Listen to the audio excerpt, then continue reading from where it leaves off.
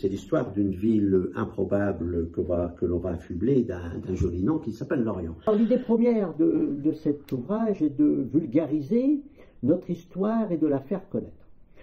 Aussi, je vous invite à me suivre dans le dédale des dates et des lieux qui ont façonné notre histoire. Je vous invite à me suivre en compagnie des femmes et des hommes illustres et remarquables qui ont participé au rayonnement de notre cité.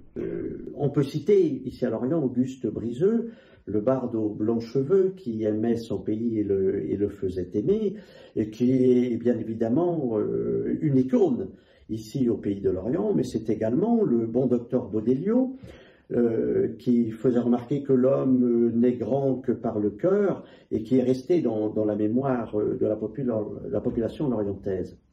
Ernest Hello, le philosophe mystique, le démantibulé sublime, Jules Simon, l'écrivain et le politique, mais également Marie Dorval, l'actrice, Madeleine Desroseaux, la poétesse, Sophie Hu, l'autrice, et l'infirmière Germaine Martin. Lorient, c'est une ville agréable, festive, joyeuse, mais difficile.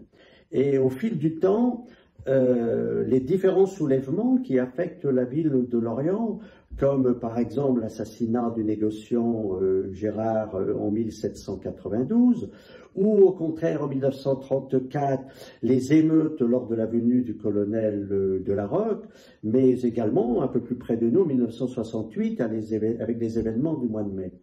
Lorient, elle est faite de tous ces petits éléments qui ont donné donc à cette ville un fort caractère que l'on retrouve par la suite dans les difficultés relationnelles, même les combats entre d'une part les laïcs et le clergé. Alors cette histoire et ce livre de Lorient, c'est l'accumulation de toutes ces histoires, mais également de faits divers qui prêtent un peu à sourire maintenant, comme le bon sirop Bodelio, le bon docteur qui est mis, on peut dire, à toutes les sauces, ou autrement la poudre Cosa qui permet de soigner d'une façon efficace et de guérir tous les problèmes d'alcool. L'Église à l'époque, qui est très, très offensive, ils font un spectacle sur la Passion du Christ. Et donc il y a une troupe parisienne qui vient, ils sont tous habillés avec les boucliers, etc. Et puis au moment de la représentation, il y a une personne qui arrive en criant il y a des voleurs dans l'église. Et tout le monde part. Et ce qui est assez amusant, c'est que les soldats d'Hérode, ils partent en armure. C'est-à-dire, ils ne se changent absolument pas, ils quittent la scène, ils ont les armures, les glaives et tout, les casques, et ils courent, parce que l'église Jeanne d'Arc est juste à côté.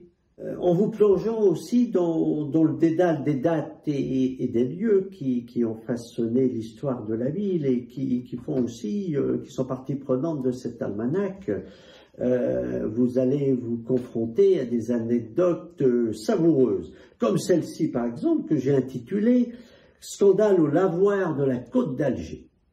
Marie et Madeleine ne sont pas les saintes femmes que l'on évoque dans les paroisses lorientaises, mais deux campagnes de lavoir dans le quartier de la côte d'Alger à Lorient. Elles sont pourtant bonnes copines, mais pour une cause bien futile, les deux lavandières se battent furieusement. Marie crêpe le chignon de sa voisine, lui déchire avec férocité son corsage, lui arrache son jupon et lui lacère la figure. Outragée et pas contente, Madeleine dépose plainte au commissariat.